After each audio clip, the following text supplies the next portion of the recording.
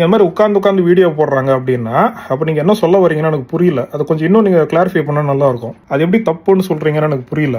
அதாவது உட்காந்து வீடியோ போடுறேன்னா அவன் வேறு வேலை வெட்டி இல்லாமல் சும்மா எல்லாரையும் குறை சொல்கிறான் அப்படி தான் நீங்கள் சொல்ல வரீங்கன்னு நினைக்கிறேன்.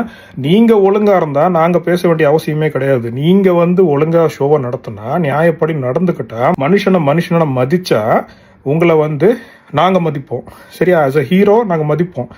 So outside cinema we know who you are. இப்போ you are exposing yourself. அது நீங்கள் மறந்துடுறீங்க பாவம். சரியா சார்? அதனால் சார் நான் என்ன சொல்கிறேன்னா சார், நீங்கள் இந்த மாதிரிலாம் சீன் போட வேணாம். சரியா? உங்களுக்கு ஒரு மரியாதை இருந்தது, ஒரு குட்டியோண்டு மரியாதை எனக்கு இருந்தது உங்கள் மேலே. அதாவது சில மூவிஸ் எல்லாம் பார்த்தவங்களுக்கு எனக்கு ஆக்சுவலாக பிடிக்காது. ஆரம்பத்தில் நான் தமிழ் மூவிஸை நான் பார்க்க மாட்டேன். சரி, அது பீட்சான்னு ஒரு படம் வந்துச்சு. அதுவே ரெக்கன்ற மூவியை பார்த்து காப்பி அடிச்சது தான். சரியா?